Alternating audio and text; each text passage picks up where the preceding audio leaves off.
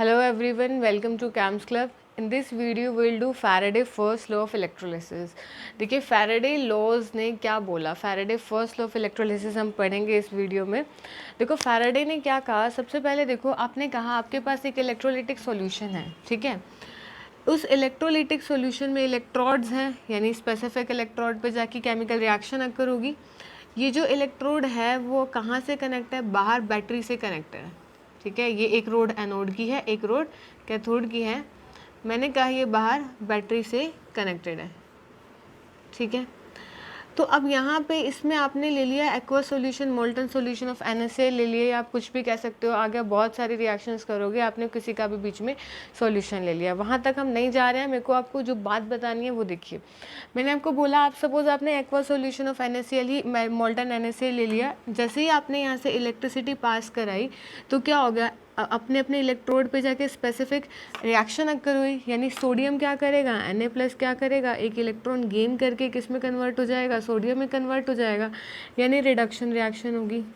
इसी तरह से समझ में आई. या फिर एनोड पे आप कह सकते हैं, एनोड पे क्या होगा, ऑक्सीडेशन रिएक्शन होगा.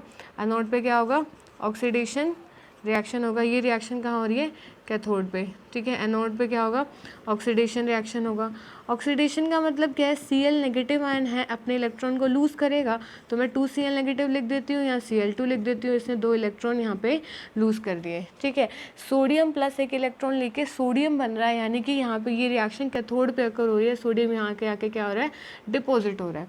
इसी तरह से अगर आप कह दीजिए कॉपर 2+ है, अगर यहाँ कॉपर 2+ का सॉल्यूशन होता तो वो 2 इलेक्ट्रॉन लेता कॉपर 2+, और वो 2 इलेक्ट्रॉन लेके किस में कन्वर्ट हो जाता, कॉपर सॉलिड में, और कॉपर यहाँ का डिपॉजिट हो जाता. इसी तरह से आप अगर और भी कोई एग्जांपल ले सकते हैं, जिंक 2+ है, वो अपने 2 इलेक्ट्रॉन ले रहा है, 2 इलेक्ट्रॉन लेके जिंक में कन्वर्ट हो रहा है. बहुत सारी रिएक्शंस है. एल्यूमिनियम ले लीजिए, मैग्नीशियम ले लीजिए. एल्यूमिनियम 3+ है, 3 इलेक्ट्रॉन गेन करके किस में कन्वर्ट हो रहा है, एल्यूमिनियम सॉलिड, और एल्यूमिनियम यहाँ स्पेसिफिक इलेक्ट्रोड पे जाके अपना डिपॉजिट हो रहा है. आपको ध्यान किन चीज़ पे देना है, इस चीज़ पे ध्यान देना है जिसको मैं सर्कल कर रही हूँ, यानी इलेक्ट्रॉन्स पे. ये कितने इलेक्ट्रॉन वो गेन करके अपने रिस्पेक्टिव इलेक्ट्रोड पे जाके केमिकल रिएक्शन अकर कर रहा है. यानी कि आपको जैसे सोडियम प्लस है तो 1 इलेक्ट्रॉन वो गेन करके सोडियम में कन्वर्ट करा. मैग्नीशियम 2+ होता तो वो 2 इलेक्ट्रॉन, मैग्नीशियम 2+ होता वो 2 इलेक्ट्रॉन गेन करके किस में कन्वर्ट होता, मैग्नीशियम में. यानी सारा का सारा काम आपका किस चीज़ का है, ये n फैक्टर का, कितने इलेक्ट्रॉन उसने गेन करे. मैग्नीशियम 2+ 2 इलेक्ट्रॉन गेन करके कन्वर्ट करा है. इसी तरह से जिंक 2+ 2 इलेक्ट्रॉन गेन करके जिंक में कन्वर्ट हो रहा है, या एल्यूमिनियम 3+ 3 इलेक्ट्रॉन गेन करके एल्यूमिनियम में एल्यूमिनियम बना रहा है, और एल्यूमिनियम उस स्पेसिफिक इलेक्ट्रोड पे जाके डिपॉजिट हो रहा है. यानी सारा का सारा काम सिर्फ इसी चीज़ का है, ठीक है. तो देखो Faraday first law of electrolysis ने आपको क्या बोला, Faraday first law of electrolysis ने कहा कितनी क्वांटिटी ऑफ इलेक्ट्रिसिटी आप पास करा रहे हो, जितनी क्वांटिटी ऑफ इलेक्ट्रिसिटी आप पास कराते हो, यानी amount of charge pass through the solution, जितना आप अमाउंट ऑफ चार्ज पास कर रहे हो इस सॉल्यूशन से, वो किसके डायरेक्टली प्रोपोर्शनल है, वेट ऑफ द वेट या फिर mass of the substance deposited और लिबरेटेड एट एनी इलेक्ट्रोड. तो मैं क्या कह सकती हूँ कि mass of the substance deposited और liberated at any electrode is directly proportional to the quantity of electricity pass through the solution. मैंने क्या बोला, कितनी क्वांटिटी ऑफ इलेक्ट्रिसिटी मैं सॉल्यूशन से पास करी, उतना ही सब्सटेंस उस रिस्पेक्टिव इलेक्ट्रोड पे जाके डिपॉजिट होगा या फिर लिबरेट होगा. तो मैंने क्या लिखा, weight of any substance deposited, W क्या है, weight of any substance deposited और लिबरेटेड एट एनी इलेक्ट्रोड, ठीक है.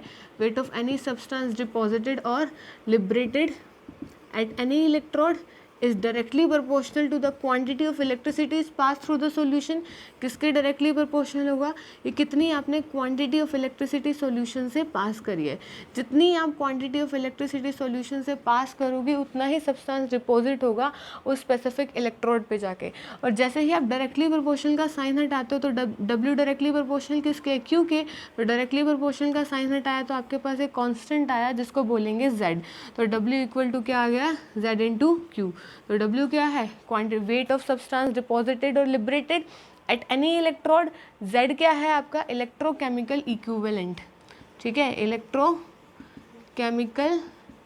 Equivalent constant, electrochemical equivalent constant है, और Q क्या है, quantity of electricity is pass through the solution. ठीक है, तो इतनी बात समझ में आई। तो Faraday first law of electrolysis ने कहा कितनी क्वांटिटी ऑफ इलेक्ट्रिसिटी पास करा रहे हो सॉल्यूशन से, उतना ही वेट ऑफ सब्सटेंस डिपॉजिट होगा उस इलेक्ट्रोड पर जाके। यानी जितनी मैं यहाँ से इलेक्ट्रिसिटी पास कराऊंगी, जितना मैं करंट पास कराऊंगी, उतना ही सब्सटेंस यहाँ पे जाके क्या होगा, लिबरेटेड होगा या फिर डिपॉजिट होगा।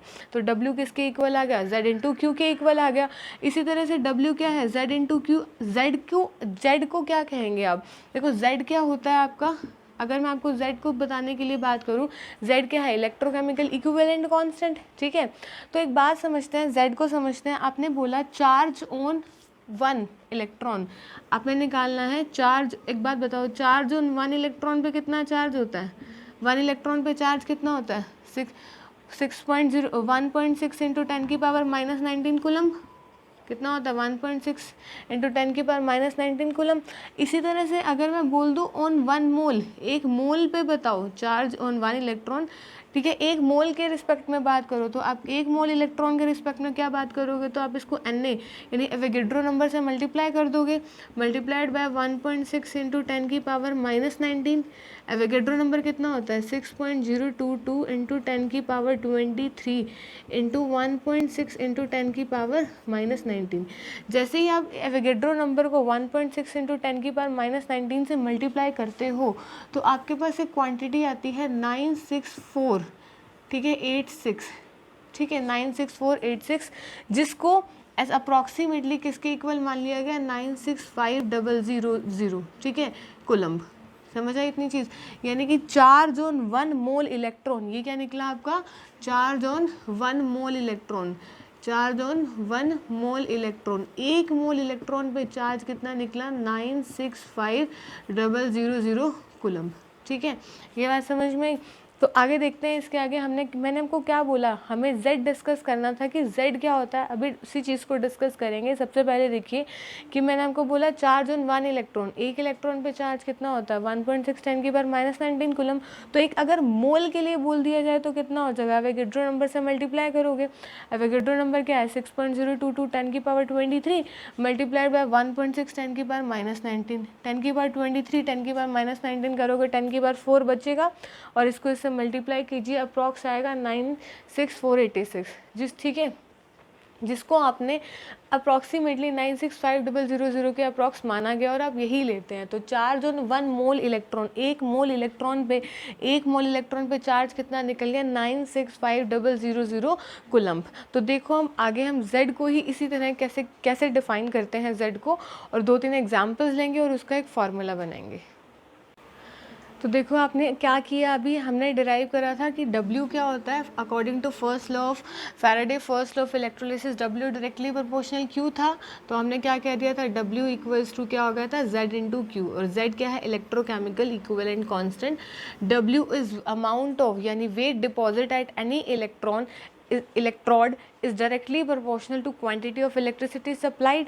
ठीक है, क्वांटिटी ऑफ इलेक्ट्रिसिटी कितनी आप सप्लाई कर रहे हो is directly proportional to the weight deposit at respective electrode. Directly proportional या साइन नेट आया तो Z है, जिसको हमने बोला इलेक्ट्रोकेमिकल इक्विवेलेंट कांस्टेंट। फिर यहीं से हम डिस्कस कर रहे थे, तो जस्ट अभी हमने निकाला charge on 1 mole electron, charge on 1 mole electron, एक मोल इलेक्ट्रॉन पे हमने चार्ज निकाला, वो कितना आया, 965000 कूलम्ब आया। कैसे निकाला था, चार्ज ऑन 1 इलेक्ट्रॉन इज 1.6 10 की पावर माइनस 19 कूलम्ब। 1 मोल निकालना था तो आपने एवोगैड्रो नंबर से मल्टीप्लाई कर दिया, तो एवोगैड्रो नंबर से मल्टीप्लाई किया तो चार्ज ऑन 1 मोल इलेक्ट्रॉन, एक मोल इलेक्ट्रॉन पे चार्ज कितना आ गया, 965000 कूलम्ब आ गया। ये बात समझ में आई। तो अब देखो Z को ही समझना है, Z होता क्या है, Z होता है मोलर मास, ठीक है, डिवाइडेड बाय n फैक्टर, क्या होता है, molar mass divided by n factor into Faraday constant. ये क्या है आपका फैराडे कांस्टेंट, जिसकी वैल्यू है 965000। अब ये आया कैसे, मैंने आपको डायरेक्टली लिख दिया है, Z क्या होता है, molar mass divided by n factor into Faraday constant, यानी 965000 कूलम्ब। और Q आपने फिजिक्स में देखा है, Q क्या होता है, IT। तो आपने फॉर्मूला तो बना दिया, यहाँ से W क्या हो गया, यहाँ पुट करो, मोलर मास, एटम होगा तो atomic mass, into I into T divided bye, यहाँ क्या आया नीचे, 965,000 इंटू में n फैक्टर। अब ये चीज़ जो मैंने आपको बता दिया, ये जो मैंने लिखा ये आया कैसे, इसी चीज़ को हमें किसी एग्जाम्पल के थ्रू समझते हैं कि ये फॉर्मूला मैंने बनाया कैसे। ठीक है, तो लेट से आपने कहा सोडियम है। सबसे पहले मैंने सोडियम का ही एग्जांपल लिया था। सोडियम प्लस जो था अपना एक इलेक्ट्रॉन गेन करके किस में कन्वर्ट हो रहा था, सोडियम जाके इलेक्ट्रोड पे जाके डिपॉजिट हो रहा था। ठीक है, तो अकॉर्डिंग टू स्टोइचियोमेट्री आप ये कह सकते हैं कि 1 मोल इलेक्ट्रॉन किसके इक्वल होगा, 1 मोल सोडियम के। ठीक है, तो ये कह सकते हैं 1 mole electron, charge on 1 mole electron कितना है, 96500 कूलम। 1 मोल इलेक्ट्रॉन किसके इक्वल होगा, 1 मोल सोडियम एटम के इक्वल होगा, 1 मोल सोडियम एटम के इक्वल होगा। 1 मोल इलेक्ट्रॉन का मतलब क्या हुआ, 96500 कूलम। ये यहाँ से मैं इसके रिस्पेक्टिव में कह रही हूँ, मैंने आपको स्टार्टिंग में कहा ही था कि सारा काम इसी चीज़ का है। Mg2+ 2 इलेक्ट्रॉन गेन करके Mg में कन्वर्ट हो रहा है, जिंक 2+ 2 इलेक्ट्रॉन गेन करके जिंक में कन्वर्ट हो रहा है, सारा काम इस n फैक्टर का है। तो मैं यहाँ से अकॉर्डिंग टू स्टोइचियोमेट्री ये कह सकती हूँ कि 1 मोल इलेक्ट्रॉन किसके इक्वल होगा, 1 मोल सोडियम एटम के। और चार्ज ऑन 1 मोल इलेक्ट्रॉन आपने अभी निकाला है 96500 कूलम है, तो 96500 कूलम को यहाँ से आप ये लिख सकते हैं 1 mole sodium atom equals to उसका मोलर मास कितना होता है, 23 ग्राम। ठीक है, तो यहाँ से 1 कूलम के लिए आपने निकालना क्वांटिटी ऑफ इलेक्ट्रिसिटी सप्लाइड जो आप निकाल रहे हो वो पर कूलम के लिए निकालना हो, तो अब क्या निकलेगा यहाँ से 23 डिवाइडेड बाय 96500। ठीक है, ये बात समझ में आई, इतनी बात समझ में आई। अब देखिए यहाँ पे 1 था तो मैंने 1 मोल इलेक्ट्रॉन लिखा। सपोज अगर यहाँ पे मैंने इसी चीज़ का एग्जांपल ले लूँ, मैग्नीशियम 2+ है, 2 इलेक्ट्रॉन गेन कर रहे हो तो मैग्नीशियम में कन्वर्ट होगा। ध्यान से देखना मुझे आपको क्या बताना है। मैं यहाँ पे बताना चाहती हूँ कि यहाँ पे n फैक्टर आएगा मल्टीप्लाइड बाय 1, क्योंकि ये एक ही था तो मुझे 1 लिखना पड़ेगा। यहाँ देखो क्लियर होगा, ये आपने क्या है 2, तो 2 मोल इलेक्ट्रॉन पे चार्ज कितना लिखोगे आप, equals to 2 mole sodium atom. ये बात समझ में आई, सॉरी 1 मोल सोडियम एटम। ठीक है, क्योंकि ये 1 है, 1 मोल सोडियम के इक्वल होगा 1 मोल सोडियम एटम के 2 मोल इलेक्ट्रॉन, यानी कि 2 मल्टीप्लाइड बाय 965,000 कूलम किया, तो ये किसका इक्वल है, 24 ग्राम। मोलर मास कितना होता है मैग्नीशियम का, 24। ठीक है, तो यहाँ से अगर आप 1 कूलम के लिए निकालना चाहें तो कितना है 24 डिवाइडेड बाय 2 इंटू 965,000। तो यही तो चीज़ है ना, तो मैंने 1 लिखा तो 1 मोल इलेक्ट्रॉन तो मल्टीप्लाइड बाय 1 लिख दिया।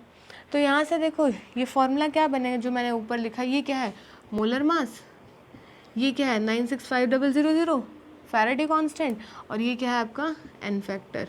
तो यहीं से यही चीज़ मैंने डायरेक्टली यही लिखा था कि z क्या होता है molar mass divided by n factor into 965,000। ठीक है, इसी तरह से आप किसी और का भी एग्जांपल ले सकते हैं। सपोज आपने एल्यूमिनियम का एग्जांपल लिया, तो एल्यूमिनियम 3+ 3 इलेक्ट्रॉन गेन करके एल्यूमिनियम में कन्वर्ट हो रहा था, तो एल्यूमिनियम का मास 27 ग्राम है, तो 27 या 3 है तो 3 मल्टीप्लाइड बाय 965,000, ये आपका निकल गया 1 कूलम के रिस्पेक्ट में। ठीक है, तो ये z की वैल्यू कैसे निकला, z का फॉर्मूला क्या बना, molar mass divided by n factor into 965,000 coulomb. और यहाँ q इज इक्वल्स टू किसके इक्वल होता है IT, तो फॉर्मूला हमारा बन गया W equals to molar mass multiply I multiplied by T divided by 965,000 Faraday constant into में n फैक्टर। ठीक है, n फैक्टर समझ में आया कि मैग्नीशियम 2+ 2 इलेक्ट्रॉन लेके मैग्नीशियम में कन्वर्ट हो रहा है तो n फैक्टर 2, एल्यूमिनियम 3+ 3 इलेक्ट्रॉन लेके कन्वर्ट हो रहा है एल्यूमिनियम पे तो n फैक्टर 3। इसी तरह से जिंक 2+ 2 इलेक्ट्रॉन लेके कन्वर्ट हो रहा है जिंक में, तो n फैक्टर कितना हो जाएगा आपका उसका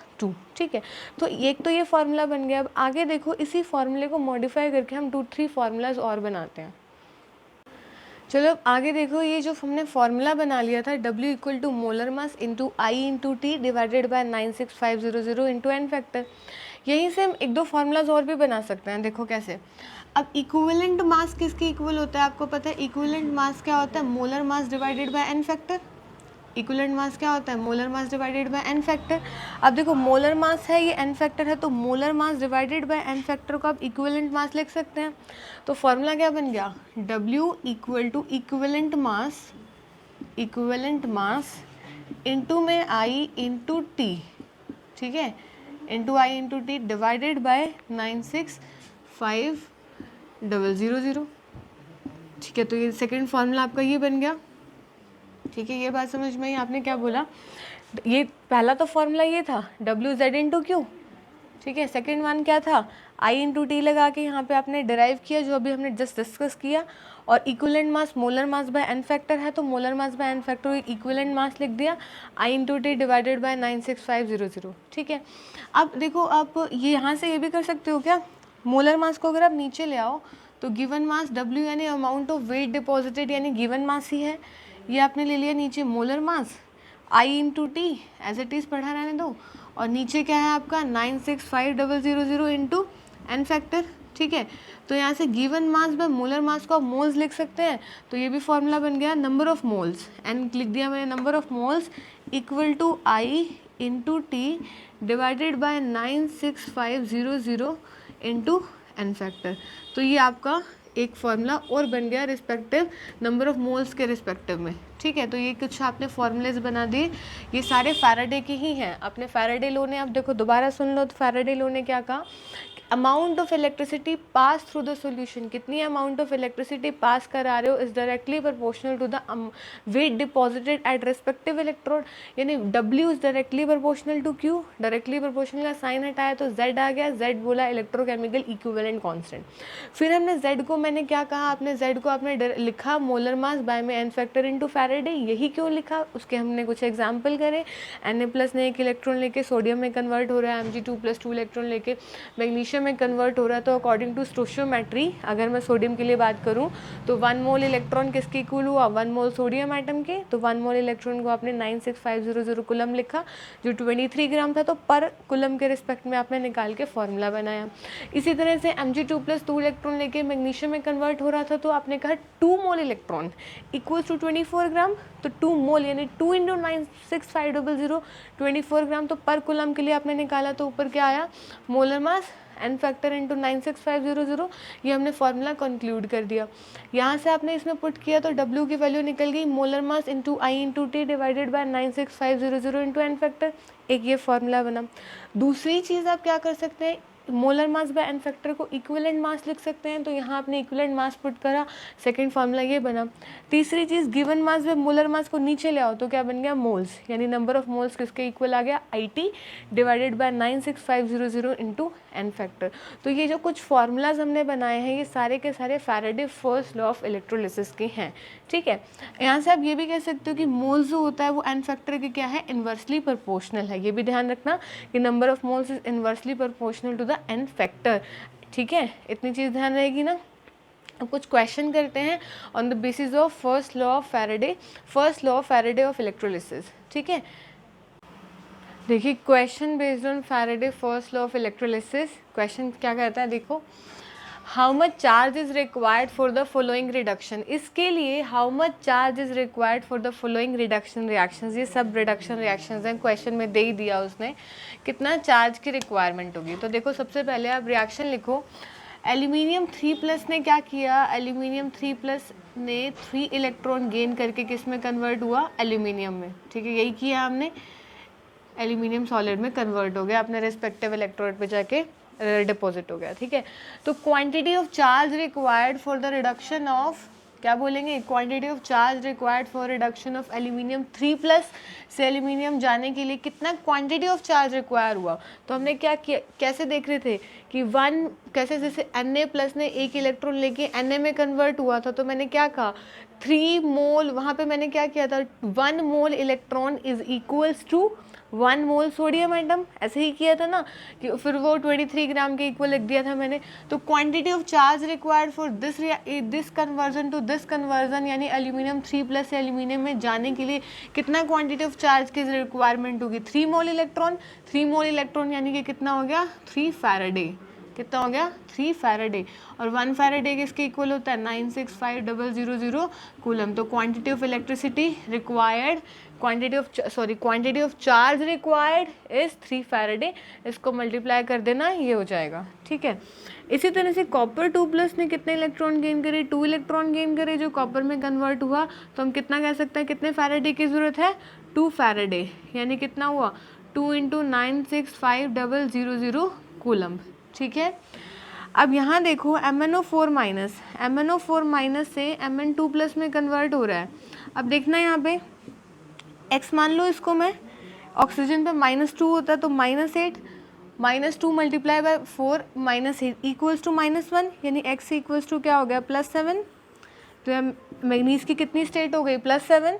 +7 से +2 में जाने के लिए कितने इलेक्ट्रॉन गेन करे उसने, 5 इलेक्ट्रॉन गेन करे। तो कितना फैराडे आएगा, quantity of charge required is 5 Faraday. तो 5 फैराडे कितना हो गया, 5 × 965,000 कूलम। ये आपका क्या हुआ, आंसर हुआ। तो इस तरह के कुछ क्वेश्चंस हैं। अब 1-2 क्वेश्चन और करते हैं ताकि Faraday first law of electrolysis पे आपकी कंप्लीट प्रैक्टिस हो जाए। तो 1-2 क्वेश्चंस और देखते हैं। देखिए नेक्स्ट क्वेश्चन करते हैं, on the basis of first law of Faraday. देखिए नेक्स्ट क्वेश्चन करते हैं Faraday first law of electrolysis पे। Question is A solution of copper sulfate is electrolyzed for 10 minutes with a current of 1.5 ampere. What is the mass of copper deposit at the cathode?